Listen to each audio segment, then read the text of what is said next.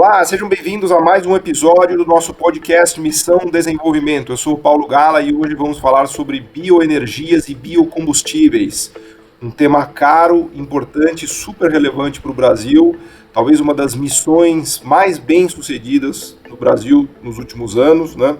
Lembrando que a inspiração do nosso programa é pensar numa missão que envolve Estado, mercado, iniciativa privada, sociedade de um modo geral, para pensar um país melhor.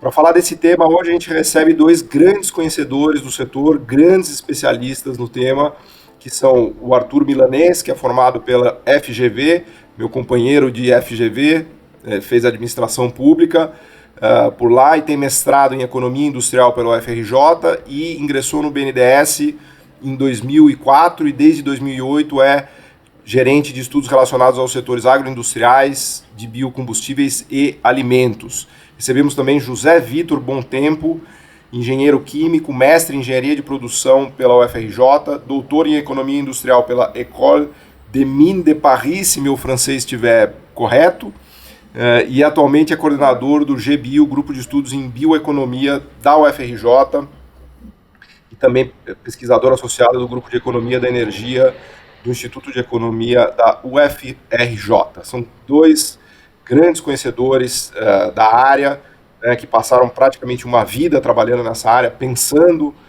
no setor, trabalhando o setor, executando políticas públicas ligadas ao setor. Então, eu dou as boas-vindas para os dois e já gostaria de passar a bola aqui para o Arthur Milanez para ele nos contar um pouquinho da história do setor no Brasil, das políticas públicas no Brasil.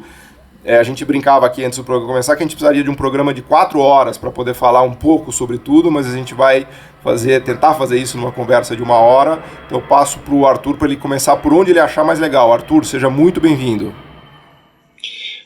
Obrigado, Paulo. Bom dia para todo mundo. Bom dia, Zé Vitor. É muito gratificante participar aqui desse podcast. Eu que sou ouvinte dele, eu acho que é um espaço único para a gente ouvir, discutir, né, políticas públicas bem desenhadas, políticas públicas que podem ser úteis para o Brasil, para um país em desenvolvimento. Então, assim, parabéns pela iniciativa e, novamente, obrigado aí pelo convite. Enfim, eu sou suspeito para falar dessa indústria, né, de biocombustíveis e bioenergia. A maior parte da minha carreira no banco eu passei dedicada a ela.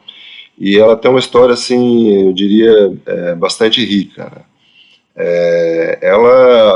Enfim, a indústria, principalmente da cana-de-açúcar, é secular, é o segundo ciclo econômico importante do Brasil, né? Talvez o primeiro ciclo não extrativista, né?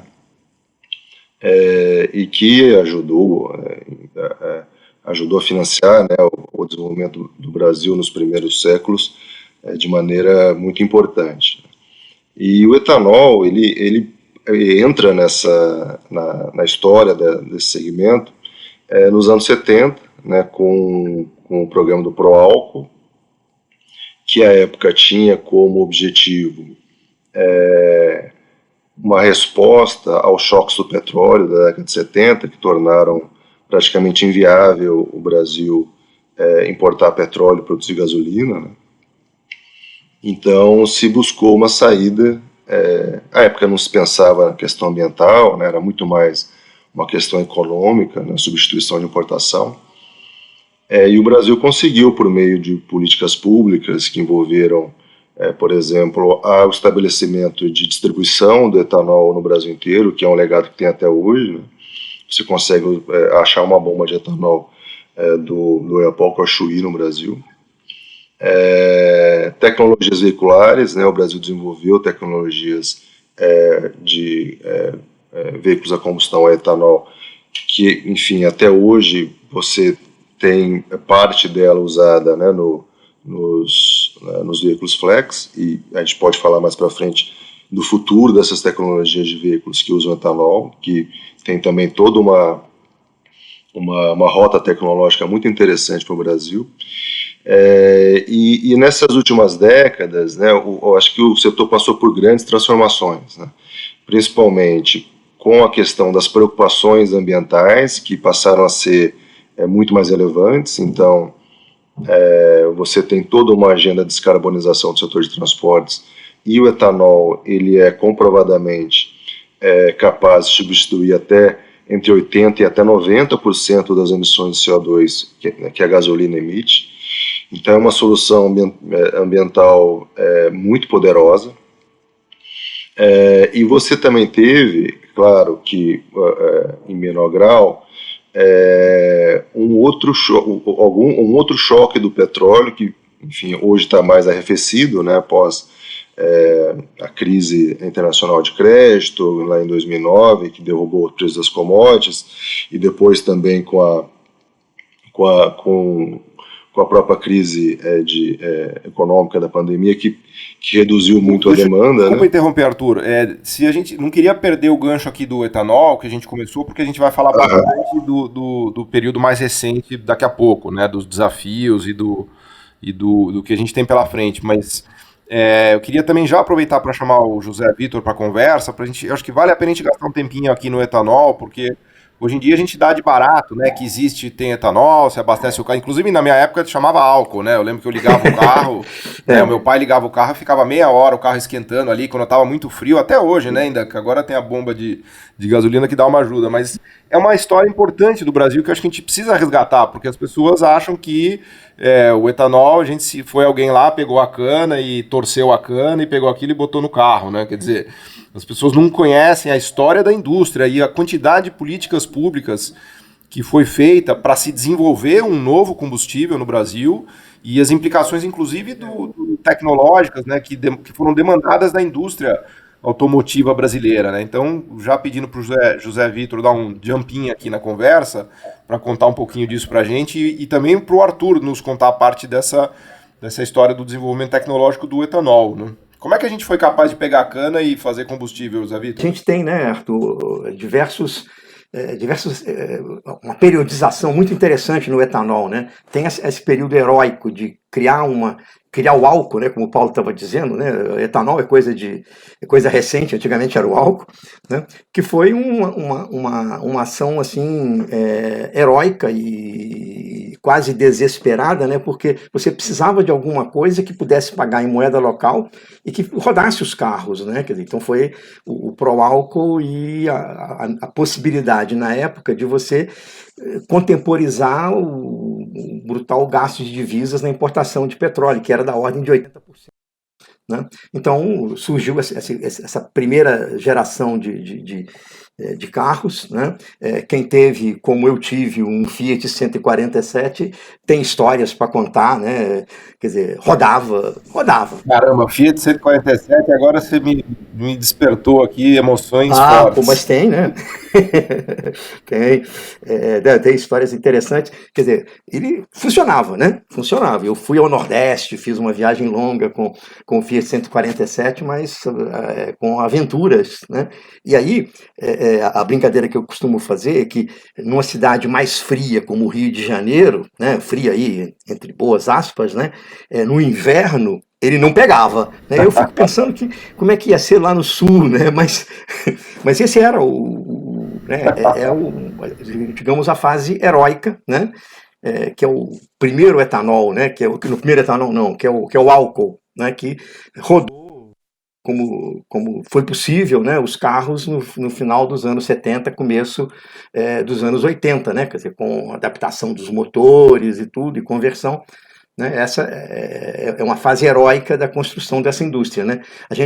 Era importante que a gente não gastasse as 5 horas hoje, porque eu acho que chegar às etapas seguintes, né, Arthur? Quer dizer, essa etapa heróica de crescimento da produção, ela até se esgota ali pelos anos 90 e depois tem retomada, e agora a gente tem uma fronteira que, comparada com aquela primeira lá, a gente diria que ela é high-tech, né, de certa forma. Pois isso que eu queria pedir para o Arthur explorar. Eu interrompi ele quando ele estava chegando na parte mais legal, né, que é o presente, mas acho que é legal a gente falar um pouquinho das políticas públicas que foram capazes de promover essas viradas e esses saltos, né, lembrando aqui da nossa ideia de missão de desenvolvimento, né, então tem várias políticas que a gente usou ali para o desenvolvimento do pró-álcool, do etanol, que depois foram sendo usadas, e o Arthur, como um gestor de política pública, conhece melhor do que ninguém, né? Que políticas foram essas, que políticas a gente tem usado, que tipo de política deu certo, que tipo de política pública não deu tão certo, né, Arthur? Então,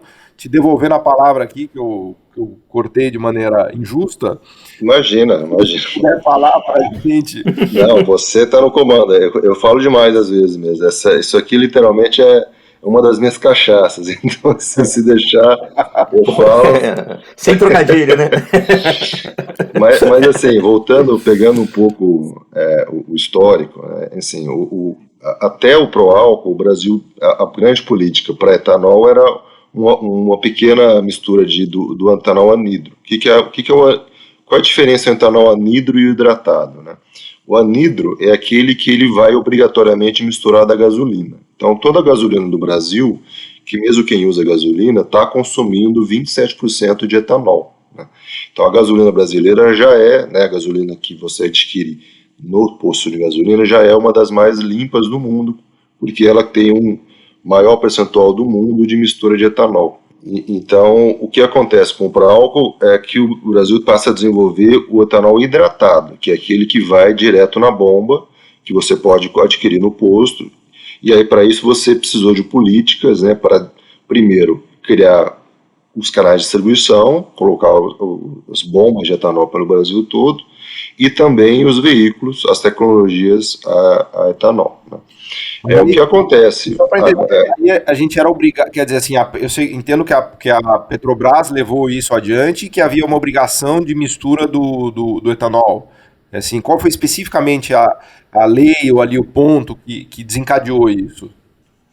Então, a política de mistura é até mais antiga que o pró-álcool, tá? Ela sempre variou o percentual. Mais, a Petrobras, por ser, né, a monopolista da venda da gasolina, facilita bastante também essa questão facilitou muito, né, a questão da mistura ao longo dos anos, né, dessa política pública da mistura obrigatória. Mas eu diria que hoje a principal política foi a introdução, né, o desenvolvimento. Aí eu não sei se a gente pode chamar de talvez aí mais uma. Tudo bem que foi financiamento do BNDES, então a gente pode dizer que teve uma política por trás, que foi o desenvolvimento da tecnologia dos veículos flex, né, que o BNDES financiou lá no início dos anos 2000, no final dos anos 90, Magnete Marelli, e ela desenvolveu, né, a tecnologia que permite você usar no seu veículo qualquer proporção entre etanol hidratado e gasolina. Desculpa minha ignorância, você falou Magnete Marelli, sou ignorante nisso. É uma empresa, enfim, fornecedora de soluções, né, equipamentos para a indústria automotiva, que desenvolveu lá nessa época uma solução. Enfim, eu não sou engenheiro, eu não vou conseguir aqui te dá a rebimboca da parafuseira. Você vai falar bem melhor do que eu, que não entendo nada. O veículo flex basicamente tem sensores que identificam qual é a proporção de gasolina e etanol que você tem no seu tanque de gasolina e ajusta o restante do sistema do veículo, taxa de compressão, enfim, para adaptá-lo a performar, a maximizar a performance daquela mistura que você tem naquele momento no seu carro. Então, essa foi a solução que permitiu você hoje chegar no posto, ver o que está mais barato. Está mais barato que etanol, vou usar etanol. Está mais barato gasolina, vou usar gasolina. Sem estar preocupado se você já tem gasolina no seu veículo, se já tem etanol lá, porque você pode usar qualquer percentual, qualquer mistura. Isso foi financiado pelo BNDES? O BNDES teve papel nisso? Foi financiamento do BNDES, sim. Eu lembro que eu estava chegando ao banco, os veículos flex foram lançados em 2003, né? Mas eu lembro que o pessoal da indústria automotiva sempre lembrava com muito orgulho desse financiamento, desse crédito, que não foi um crédito nem tão alto, né? Foi uma pesquisa que levou ao desenvolvimento dessa inteligência, né? Que permitiu, e aí depois foi difundida para várias montadoras. Hoje 90% dos veículos que são vendidos no Brasil são veículos que têm essa tecnologia embarcada. Você pode difícil, os veículos que são 100% a gasolina hoje são praticamente veículos importados. Quer dizer que a gente pode dizer que foi o etanol no Brasil se deve à Petrobras e ao BNDES, ou eu estou exagerando no raciocínio? Não, acho que tem mais políticas públicas envolvidas, e claro, tem, enfim, eu ia falar bastante, eu ia entrar agora no aspecto dos ganhos de produtividade, né? Por que o etanol, quando começa nos anos 70, ele começa muito caro, né? Ele era um produto muito caro. Tinha subsídio no preço, né, Arthur? Exatamente, tinha que ter subsídio, exatamente. Lá no Fiat 147, a gente tinha subsídio no preço. Até porque quem tinha o carro a álcool só podia botar álcool, né? Nessa primeira fase, na fase 1, né, que se esgota ali no começo dos anos 90, né, ou seu carro é a álcool ou seu carro é a gasolina, né? Se ele é álcool, você tem que botar álcool, não tem outro combustível, né? Ele é dedicado, né? E aí, para incentivar o uso do álcool, você tinha uma equiparação, você tinha uma diferença de tributação que garantia isso, né? Isso gerou uma conta depois que foi meio complicada, né, de ser gerenciada, mas isso foi, digamos, foi a forma de criação do mercado, né, que na fase agora do Flex ela é bastante diferente, né? Quer dizer, o Arthur estava explicando. Você tem a mistura obrigatória, então tem um mandato, 27% na gasolina, e tem a outra parte que é uma de mercado, né? Etanol barato as pessoas colocam, etanol caro as pessoas optam pela gasolina, né? Mas nessa fase inicial, na fase heróica, na fase 1, né, você tinha um incentivo no preço, né? Isso que você fala, Zé Vitor e Arthur, é uma questão chave aqui do nosso programa, né? Porque é evidente que naquela época, se você simplesmente deixasse as pessoas voluntariamente escolherem o álcool, elas não iam escolher. Ou seja, os sinais de mercado não eram suficientes para o desenvolvimento dessa tecnologia alternativa, né? Não, certamente, Paulo. Eu acho que o setor, e aí o setor ele é uma, e aí pegando o gancho de outros programas que eu já vi de vocês, eu acho que o setor é um bom exemplo de uma parceria interessante entre políticas públicas com foco, né, com metas bem estabelecidas e com o setor produtivo, né?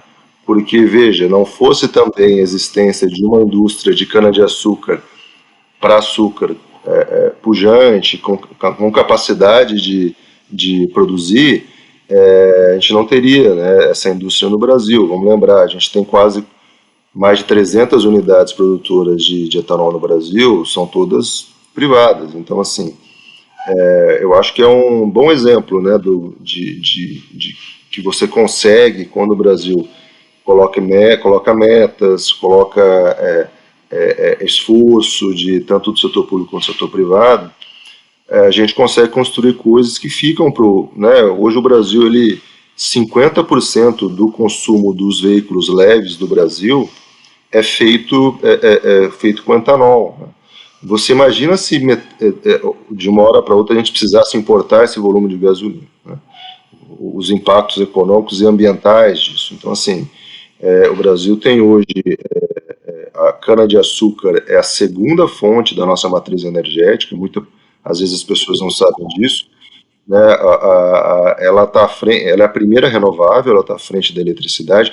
Veja, quando a gente olha a matriz energética como um todo, tá? Não só a matriz elétrica, tá? Matriz energética que inclui também energia para transportes.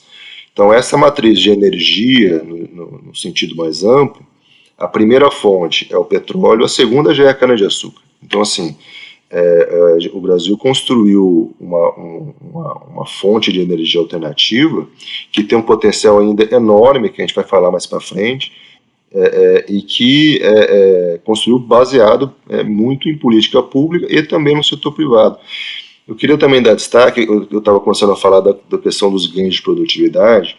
É isso que eu já ia cobrar de você voltar nesse ponto. Que eu acho e também é um exemplo dessa parceria. Veja, o Brasil começa nos anos 70, né, tem um indicador que o setor usa, que é a quantidade de açúcar que você de fato consegue extrair por hectare plantado, né? É um indicador de produtividade, vamos dizer assim, bem conhecido na indústria.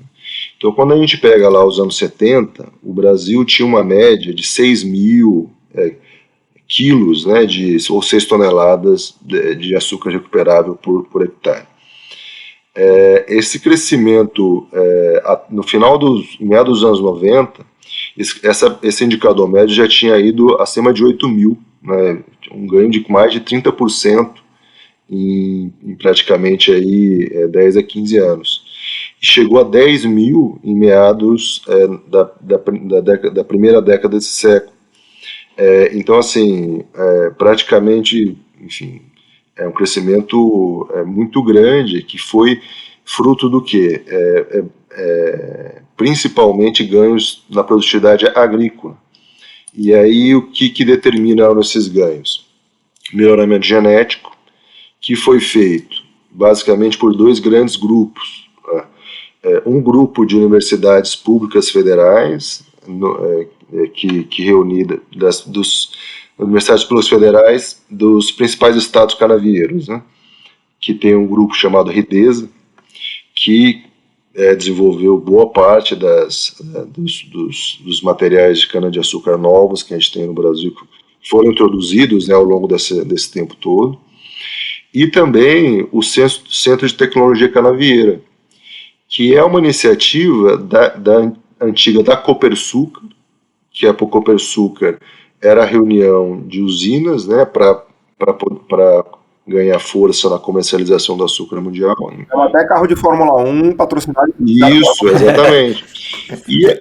Essa foi uma parte que não rodou tão bem, né? Mas... E a Copersucar, ela monta no final dos anos 60 um centro de P&D para desenvolver também variedades de cana-de-açúcar. Então você teve, enfim, tem também o IAC em São Paulo, mas eu digo que foi a junção desses esforços privados e públicos que levaram o setor a ter esses ganhos importantes de produtividade em tão pouco tempo, entre aspas, estou falando de 30, 40 anos, mas enfim. Sustentado, né? Exatamente. O importante foi exatamente. Que era 2,5%, 3% ao ano, Exatamente. Durante bastante tempo. Então, tem muita política, né? O setor, eu acho que a gente está falando de uma indústria, e aí o Bom Tempo conhece mais aí do que eu, mas eu não conheço uma outra indústria tão genuinamente brasileira, né? Porque o Brasil, ele criou uma dinâmica de inovação na agrícola. Então o Brasil tem hoje centros de P&D que endogenamente desenvolvem novas variedades ano a ano, só com os estímulos do mercado nacional. O Brasil tem uma dinâmica muito interessante nos bens de capital para essa indústria. Então você tem todo um cluster de metal mecânica em Ribeirão Preto, Sertãozinho, Piracicaba. Então o Brasil, ele importa muito pouco dessa indústria. É uma coisa assim impressionante. O Brasil produz praticamente tudo aqui no Brasil, desde o trator, da colheitadeira de cana, até a turbina que vai fazer a cogeração de energia elétrica, a destilaria, enfim. Então é uma indústria que ela tem muita densidade, né, econômica aqui no Brasil. Então, e foi criada ao longo desses anos todos aí de políticas públicas. E eu acho que agora, enfim, a gente pode falar mais para frente do futuro, né, mas eu acho que ela também ela porta muito futuro para o Brasil, né, porque a gente costuma brincar que a gente aproveita muito mal a cana-de-açúcar. A gente usa basicamente apenas o caldo da cana para produzir o etanol ou o açúcar. Uma parte de eletricidade com o bagaço, né? Uma parte do bagaço vai para a cogeração, mas tem muito mais do que ser aproveitado, e a gente pode falar mais para frente quando a gente for falar do futuro. Eu queria pedir para o José Vitor comentar um pouco em cima disso, porque assim, eu acho que dá para dizer que a gente tem um sistema nacional de inovação genuíno, né, em torno do etanol, da cana, dos biocombustíveis e dos veículos, né, porque essa é uma história realmente incrível, em que todas as pontas da cadeia, por assim dizer, conseguiram dar respostas, foram estimuladas com política pública a partir também de universidades de pesquisa, e foram capazes de dar respostas genuínas e respostas brasileiras, né? Então, é uma história incrível que a gente tem no Brasil, né? Desde das espécies da cana-de-açúcar, passando por todas as transformações tecnológicas que foram feitas no setor automotivo e de máquinas brasileiras, né? Então, realmente é um setor que dá um baita orgulho, né? Quando a gente olha do ponto de vista de P&D, de inovação, e pensa num sistema nacional de inovação. É isso, Zé Vitor? Podemos dizer que temos um sistema nacional de inovação de ponta, de fronteira tecnológica mundial no Brasil? Olha, eu acho que concordo totalmente com o Arthur, é uma construção muito interessante, mas eu acho que era importante até para a gente olhar para frente, porque o que foi feito, e a gente precisa pensar, né, o que nos desafia, né? Eu acho, Paulo, que o registro é correto, mas eu seria menos ufanista. Por quê? Porque isso que foi construído é notável, né? Eu acho que essa estrutura, o CTC que o Arthur estava comentando, é um enorme centro de pesquisa privado, né? De ponta, que trabalha com a genética, com o aspecto, né, agronômico lá da cana e tudo. Mas por quê? Quando a gente olha para frente, né, o Arthur deu o mote. Pô, a gente aproveita muito mal a cana, aproveita só o caldo, né, que é 1/3 da energia da cana.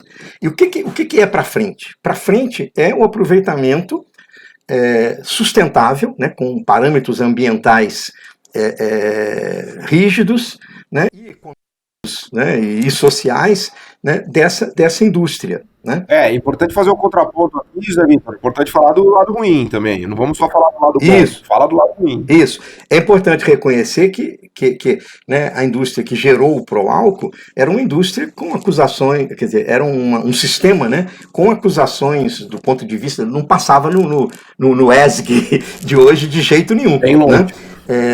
Isso evoluiu enormemente, né? Isso mudou, não é esse o cenário. Se existe isso, é uma coisa extremamente pontual, não é essas 300 e tantas unidades estão no outro padrão, mas o desafio que elas têm pela frente é um desafio que tem muito grande. Quer dizer, por quê? Né? O desafio econômico, sustentável, social, né? Não vai sair disso. E esse potencial é enorme. Né? Ele tem necessidades tecnológicas que talvez a gente tenha dificuldade de aportar, ele vai precisar de interagir, de fazer alguns catching up, né, importantes, porque, o Paulo, né, se você pensar o que vai ser uma usina de cana daqui a 30 anos, é alguma coisa que vai ter que aproveitar integralmente o caldo, o bagaço e a palha. Né?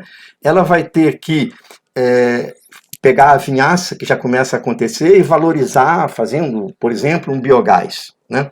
Ela vai ter que ter mais de um tipo de etanol, provavelmente, ela vai ter que passar pelo etanol de segunda geração, que a gente pode daqui a pouco falar, que é uma iniciativa interessantíssima do banco também. Né? Ela vai ter que, uma coisa que ela não faz, ela vai ter que recolher o CO2 que é emitido na fermentação. Né? Isso tudo vai dar a ela, traz para ela enormes desafios e enormes oportunidades. Né? A gente tem hoje um edifício muito interessante, com muitas capacidades, né? Mas ele não está pronto para jogar no que é o campeonato da primeira divisão do século XXI, né? Que é o campeonato da exploração ambiental, social e econômica dos recursos naturais, no caso da cana. Né? A gente tem a produção da cana, tem uma logística, tem as unidades industriais e tem aí, né, um misto de grandes oportunidades e grandes desafios muito, muito interessante. O que você acha, Arthur? Eu estou de acordo, sim. Eu acho que uma das transformações que a gente viu nesse período, né, recente, de 15 a 20 anos, quando o etanol passou a ser assim, ter um destaque até internacional, né, com os Estados Unidos passando a misturar mais etanol, o mundo falando não só de etanol, mas de biocombustíveis. Mudou para etanol por conta disso, né? Por isso que a gente não falava etanol. Né? Isso, exatamente. E eu acho que também houve uma transformação de natureza até patrimonial nos principais grupos do setor. Né? Houve entrada... Profissionalização, né? Isso, entrada de grandes grupos, aquela perfil mais do usineiro típico, familiar, né? Não que ele tenha deixado completamente de existir, mas houve uma mudança importante em termos de patrimoniais, e com isso também mudança de visão com relação ao futuro e aproveitamento integral dos ativos agrícolas e industriais, né? Então eu acho que você está totalmente correto, o setor ele precisa mirar, né, esse modelo de biorefinaria, né? A gente gosta de usar Esse nome é fantástico, em biorefinaria, adorei. Isso aí o Monteiro pode falar melhor. Se bobear, foi ele que inventou esse. Todo mundo fala e não acha onde tem uma, né? É difícil, mas esse é um pouco o ideal, né, Arthur? Eu acho que o conceito da refinaria é aquele em que você aproveita completamente a matéria-prima, né? Então, e multiproduto. Exatamente. Entrou o petróleo, você vai usá-lo, todos os produtos, os subprodutos, e vai esgotar ao máximo a todas as moléculas lá que você pode transformar ou aproveitar, né? A biorefinaria seria nesse conceito. Então você vai aproveitar o caldo, você vai, em vez de queimar o bagaço da cana apenas, ou a palha, você vai acessar a celulose dentro desse material, e a partir da celulose você vai gerar açúcares de segunda geração e por seguinte etanol ou outros produtos químicos.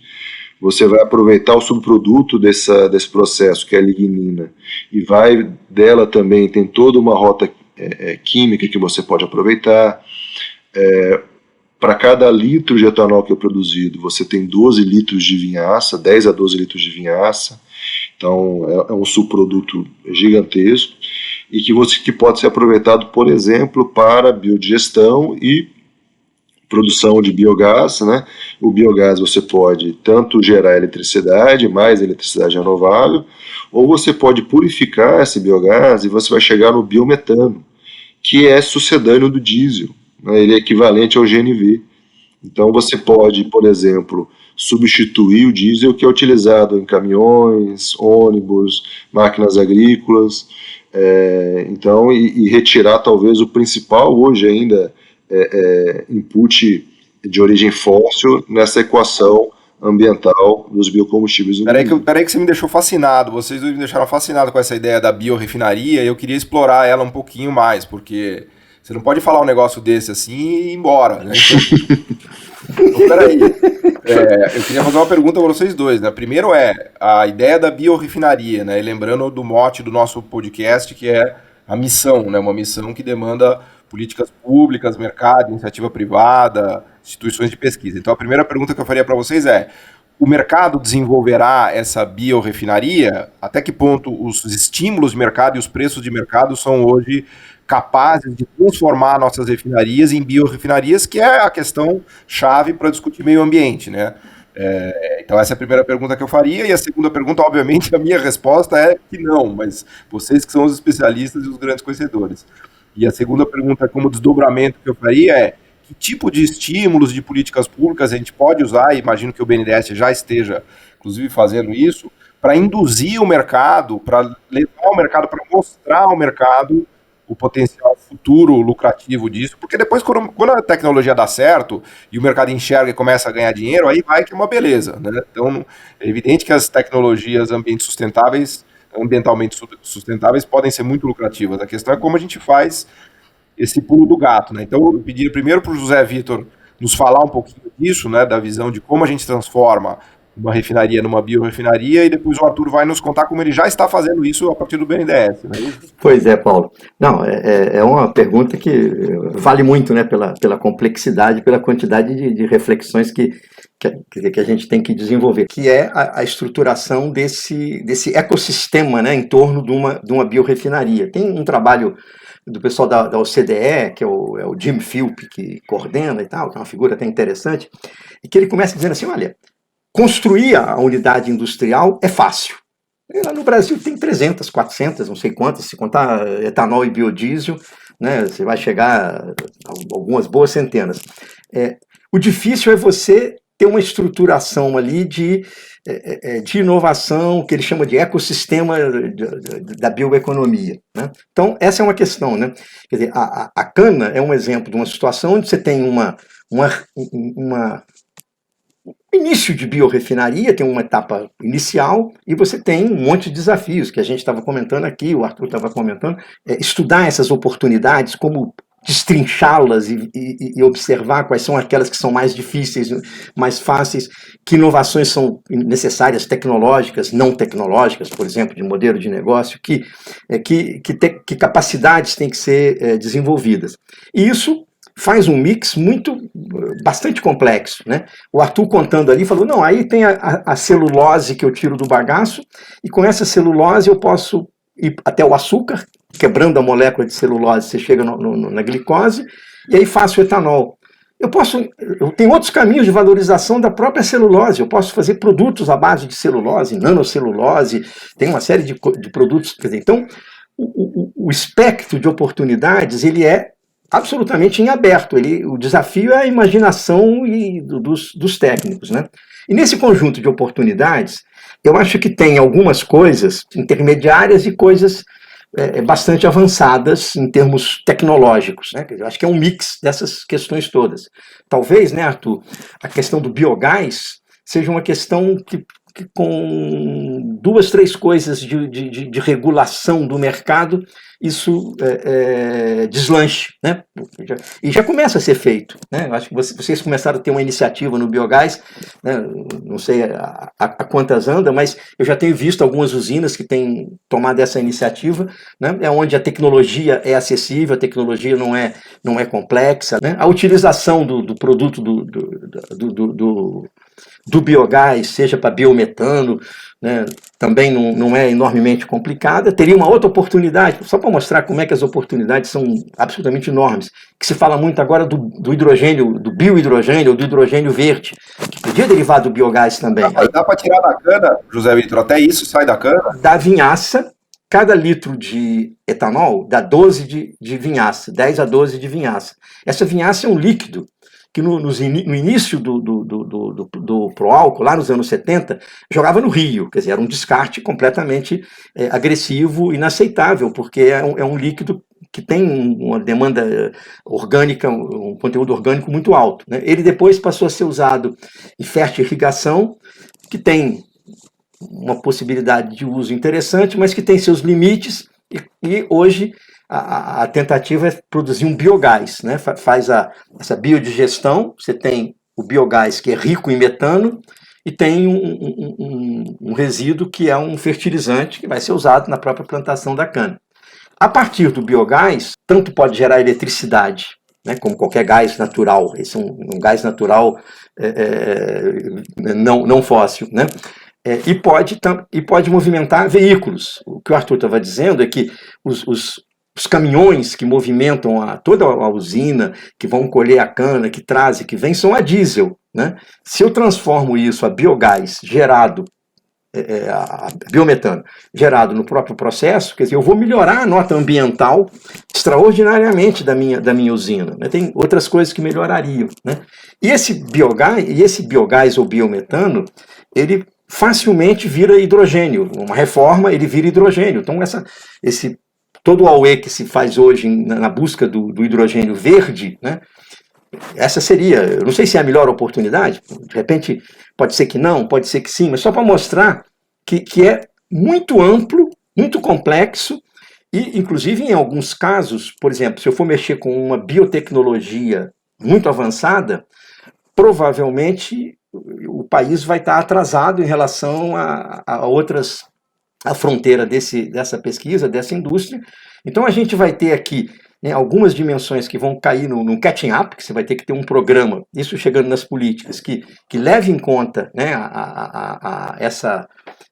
esse ganho, essa recuperação do relativo atraso, e tem muitas coisas que você tem que desenvolver, porque o recurso natural, não é só a cana, né, ele tem uma particularidade, tem o Paulo Figueiredo fez uma série de estudos lá na FGV, ele muito em cima teve de etanol, mas a maior parte foi sobre papel e celulose, mostrando que quando você trabalha com esses recursos, você tem um tipo de especificidade que você precisa criar, ele chamou lá de path creating, quer dizer, você não tem referência para copiar, o desenvolvimento tem que ser seu, quer dizer, você tem que encontrar sua própria trajetória. E essa é a grande graça da bioeconomia, das biorefinarias. Vocês estão me convencendo já, Zé Vitor, que cana-de-açúcar é melhor que petróleo, hein? Já estou saindo daqui achando que... Pois é, não, talvez, não, mas e não é só cana-de-açúcar, não, né? Eucalipto, soja, milho, as biomassas da Amazônia e do Brasil afora. Tudo isso pode virar biorefinaria, Paulo. Eu queria perguntar para o Arthur como é que a gente faz o mercado nos ajudar com isso. Pois né? é, O Arthur que tá eu acho que sim. 2 décadas lá no banco, né? Bom, eu diria assim que quando a gente começou a prestar um pouco mais de atenção nessas oportunidades, né, o quão amplo é o espectro de crescimento da bioeconomia e enfim, desse conceito de biorefinarias, lá em meados de 2008, 2009, né?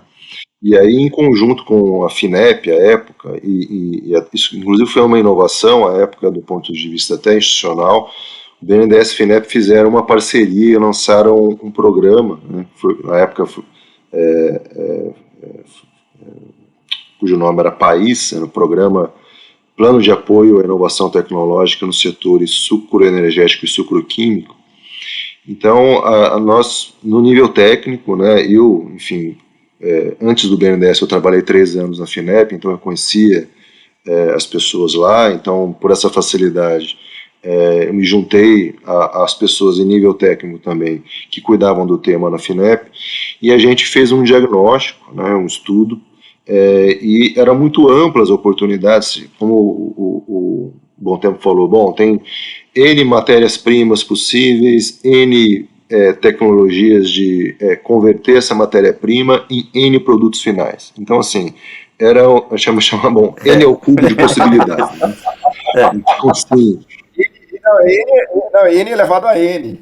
Exatamente, N vezes N vezes N. Né? Então, assim, N matérias-primas, N possibilidades de conversão dessa matéria-prima, N produtos diferentes. Então, e aí, à época, a gente, lá com os colegas da FINEP, falou, bom, gente, a gente não vai ter dinheiro para tudo isso, não adianta a gente fazer uma proposta, começar com uma coisa muito ambiciosa, a gente vai pulverizar o recurso, a gente não vai chegar a lugar nenhum, né?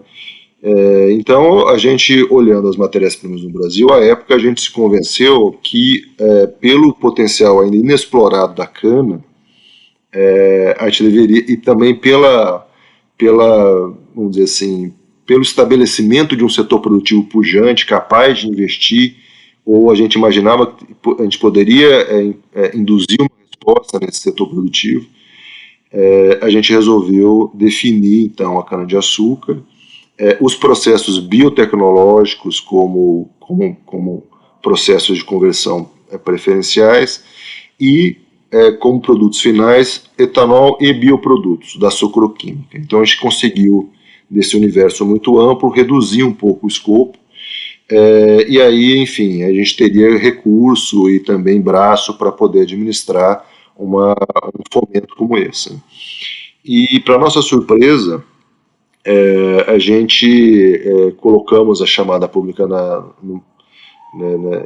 rua e fomos fomentar, fomos nos principais grupos, conversamos, explicamos qual era a visão de futuro que a gente tinha com aquilo, e a gente teve uma resposta inacreditável para a época, assim, uma demanda incrível de recurso, passou a primeira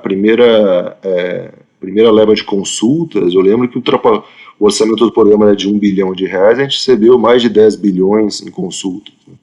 Então, assim, dividido, metade era para o etanol, que estava aí bem focado na questão do etanol de segunda geração, mas a parte de sucroquímica também veio quase uma avalanche de consultas. Então, assim, a gente viu que havia uma demanda reprimida por um incentivo de política. Então, o que às vezes eu vejo no setor produtivo? Lá, como qualquer outro lugar, você tem, vamos dizer, disputas de investimentos, né?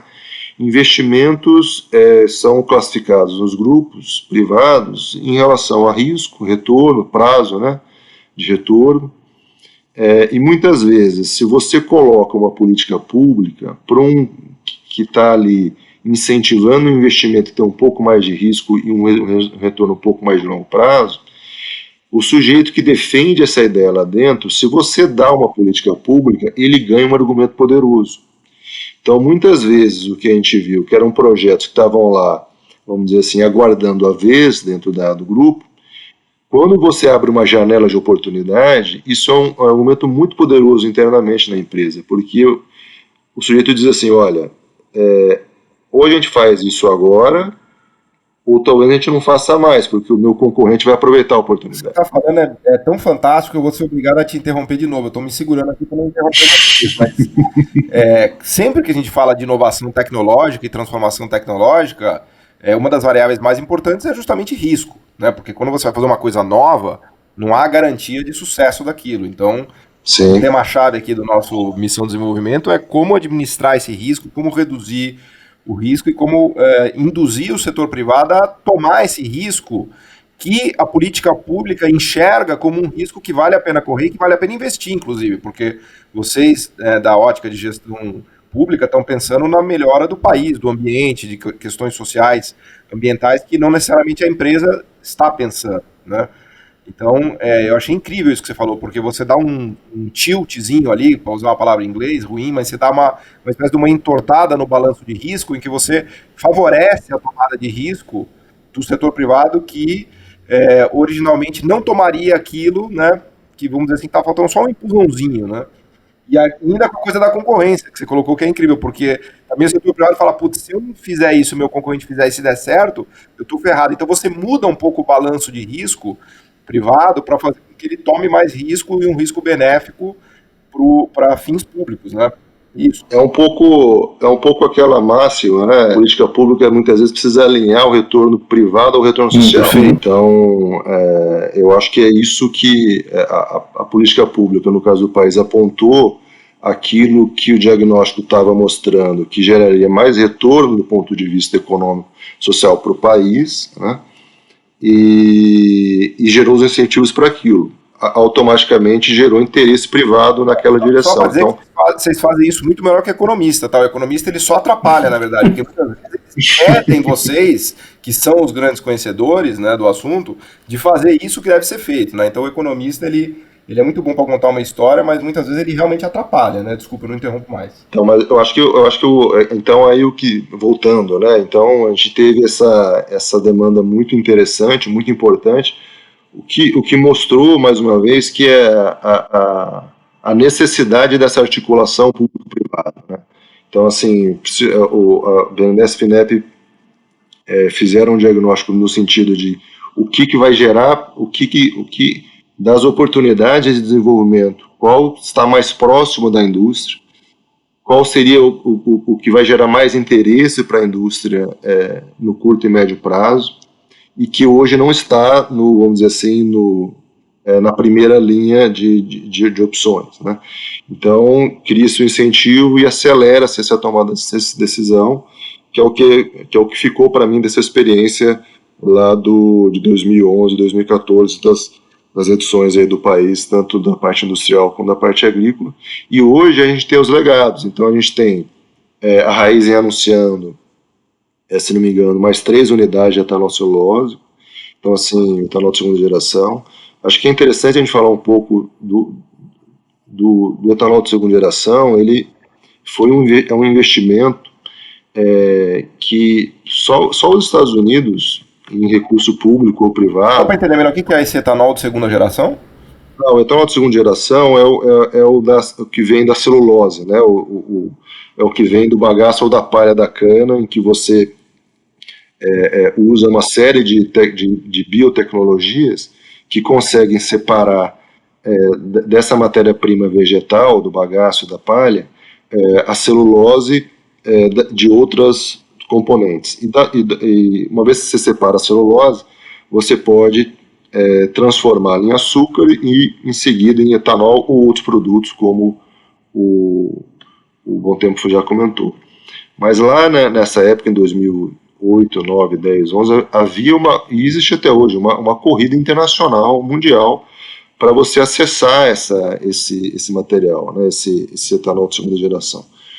Porque à época existia uma preocupação, ainda que menor hoje, mas existia a preocupação, se você usar o etanol ou qualquer outra matéria-prima, porque os Estados Unidos usam muito milho, né?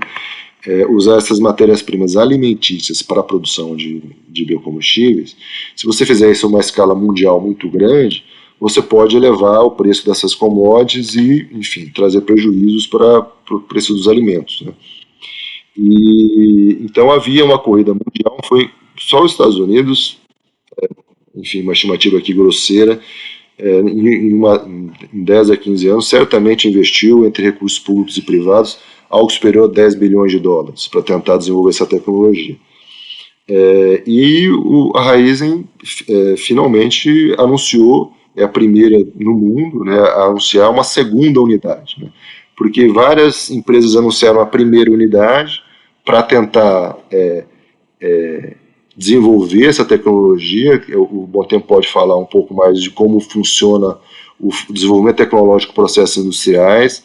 Você começa lá no laboratório com 1 mililitro, depois você passa para um piloto, que são alguns litros, você passa por uma demonstração, que são milhares de litros, e aí você precisa testar tudo isso numa planta de dezenas de milhões de litros, para ver se de fato ela funciona ou não. Então, a Raízen fez essa primeira unidade de 40, 50 milhões de litros agora, e conseguiu dominar a tecnologia e anunciou recentemente, né, que vai para as próximas unidades, inclusive maiores. Então, assim, é a primeira empresa no mundo que faz esse anúncio, ou seja, vai fazer uma segunda unidade, ou seja, eu já aprendi como funciona mesmo no nível industrial, e agora vou partir para o deployment, para a exploração dela em outras unidades. Bom, infelizmente a gente está chegando aqui no final do programa e nossos temores, né, se confirmaram. A gente precisaria de pelo menos umas 4 horas para poder falar sobre tudo que é relevante nesse tema, mas já fica aqui a convocação, não é nem um convite, né, é realmente uma intimação para que o Arthur e o José Vitor voltem para falar mais para a gente sobre essa fascinante missão brasileira, né, que a gente conseguiu ter um incrível sucesso, mas obviamente que antes de acabar ainda vou pedir para eles fazerem algumas considerações finais. Se o José Vitor puder falar um pouquinho desses avanços que a gente teve no setor privado graças às políticas públicas, e depois também pedir para o Arthur concluir com questões que ele acha relevante, mas lembrando que vocês vão voltar, tá? Então, fica aqui, vocês não sabem como a minha posição é horrível, porque toda vez eu tenho que terminar um programa que eu queria ficar mais 2 horas nele, mas é que o nosso podcast, ele realmente tem uma limitação de tamanho. Oi, mas, né, Paulo, mas eu acho que a limitação de tamanho, eu acho até que ela é importante, né, porque a gente tenta convergir, fazer um pouco de síntese. Não, só fazendo uma ligação, um adendo ou um complemento à história do Arthur e do etanol de segunda geração. Quer dizer, a gente fala etanol de segunda geração como se estivesse falando de arroz e feijão, né, sei lá, de alguma coisa porque é um vício, né, da gente estar ligado a esse problema, a essa questão, a essa indústria, né? Mas ele, fundamentalmente, Paulo, é importante entender, na linha que o Arthur comentou, ele vem do resíduo, ele vem de coisas, quer dizer, digamos, não nobres, que normalmente eram não aproveitadas ou subaproveitadas na indústria, né? Inclusive ele tem essa amplitude. E a história do etanol de segunda geração, ela é uma história bastante dramática, porque 6 ou 7 plantas que tentaram começar ali pelos 2013, 2014, 2015, algumas foram abandonando o caminho. Houve histórias assim meio dramáticas. Eu costumo dizer que dá para escrever uma série, né? É uma série que vai fazer sucesso, a saga do etanol 2G. E o Brasil ficou com 2. Vocês chamam de 2G, é isso? De segunda geração, 2G. 2G é segunda geração. É o jargão que a gente fala, né? E o etanol de segunda geração, ele foi um desafio muito grande, que ele começou no momento que foi 14, 15, a ideia da planta industrial, né? E essa planta industrial, como o Arthur disse, olha, tinha passado o desenvolvimento lá pelas fases clássicas, né? De fazer pequeno, fazer piloto, fazer uma demonstração. Ela encontrou no campo, ela encontrou na escala maior um monte de dificuldades, né? A gente até tentou fazer uma discussão dizendo que ela ainda era um estágio com um certo nível de experimentação, porque ter que ir no campo, pegar o resíduo, criar a logística de suprimento, ter que lidar com biomassa, com palha, com bagaço, principalmente com a palha, colocou uma série de obstáculos técnicos, né?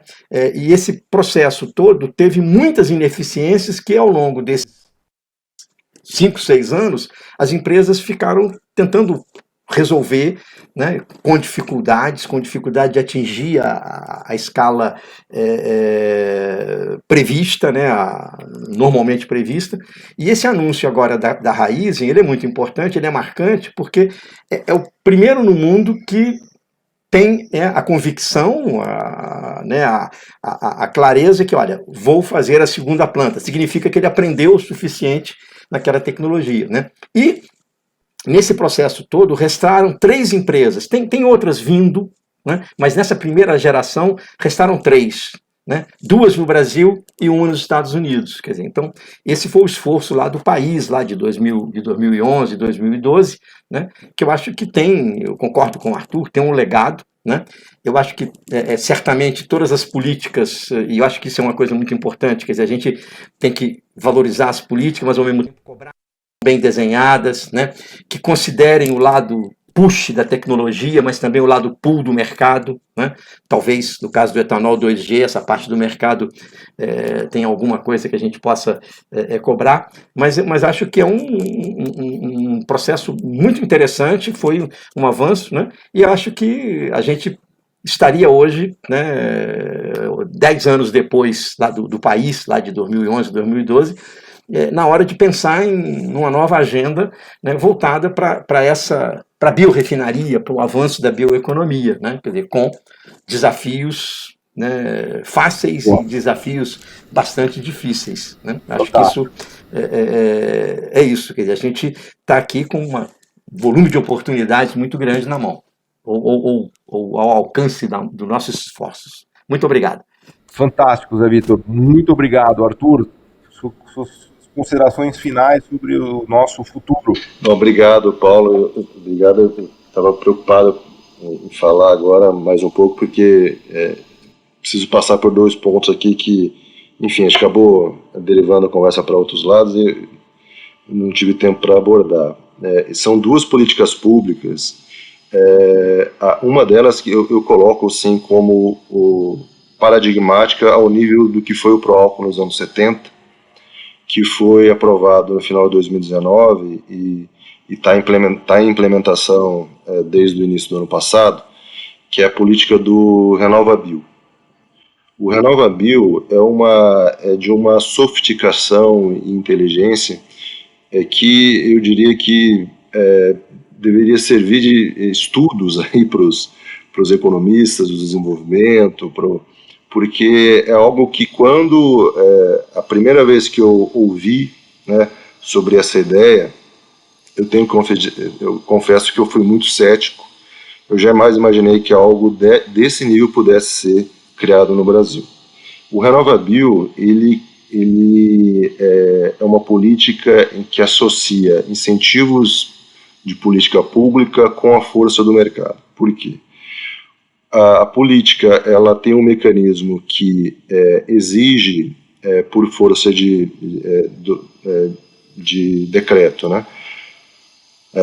Força de lei, que existe uma meta de descarbonização das distribuidoras de combustíveis. Então, cada distribuidora no Brasil tem uma meta individual de descarbonização. E ela só consegue cumprir essa obrigação adquirindo um crédito de descarbonização, chamado CBIO. Então, o CBIO é um papel, é um ativo que é comercializado no mercado via B3. E quem emite esse papel? Quem emite esse papel são os produtores de combustíveis de baixo carbono, são os produtores de biocombustíveis. Então, o produtor de biodiesel, de etanol ou de qualquer outro biocombustível, ele é certificado segundo uma metodologia definida pela Embrapa, segundo de análise de ciclo de vida e por meio de certificadoras homologadas pela ANP, tudo regrado. Então, se você é produtor de biocombustível, você produz, você tem o seu ciclo de vida avaliado, desde os fertilizantes que você comprou, quanto diesel você usou na colheitadeira, e aí você é calculado quanto de CO2 você deixou de emitir da gasolina, ou seja, quão limpo, quão verde é aquele seu etanol, aquele seu biodiesel. Então, a depender dessa sua nota, você pode emitir mais ou menos créditos, mais ou menos papel. Então, você oferta mais ou menos papel no mercado. E as distribuidoras, do outro lado, são obrigadas a comprar, e isso gera um preço, uma precificação, e automaticamente remunera os produtores. Qual é a beleza do mecanismo? Quanto mais eficiente, quanto menos CO2 você emitir, mais papel você gera, mais receita você tem. Então, a política ela induz, além da descarbonização, um aumento de eficiência no setor, que vai gerar o quê? Demanda por inovação tecnológica, demanda por mais eficiência para usar biogás, biometano. Então, esse futuro que a gente está falando aqui está encaminhado por uma política pública que, se a gente considerar o que precisou de ser feito em termos de regramento, normatização, que aí participou MME, MAPA, o BNDES colaborou, claro, Embrapa, enfim, para a ANP, né, para criar todos os protocolos, e hoje está funcionando. A gente tem 1 ano de comercialização de CBIOS, vamos para o 2º ano. É uma coisa assim para a gente se orgulhar do Estado brasileiro. Isso tudo foi feito por iniciativa de técnicos desses ministérios e da ANP. Então, deixo aqui o meu parabéns a todos que puderam colaborar, que é um legado que vai ficar para o Brasil, sem dúvida alguma. Outra iniciativa que eu queria aqui destacar, que é uma iniciativa liderada pelo Itamaraty, né? O BNDES também contribuiu um pouquinho na COP de Paris. O banco teve lá convidado para mostrar um pouco dessas iniciativas, né, do etanol celulose, e à época o BNDES fez uma provocação num dos eventos lá da conferência. Estava lá sendo inaugurado uma aliança internacional para energia geotérmica, né, que é uma aliança de países que produzem energia a partir de energia de vulcões, enfim. E aí o banco fez uma provocação no sentido, venho aqui parabenizar, esses países conseguiram conquistar e construir essa aliança, e eu ficaria muito feliz se de repente na próxima COP eu estivesse aqui comemorando a aliança de países que querem fomentar a bioeconomia, os biocombustíveis e a bioenergia.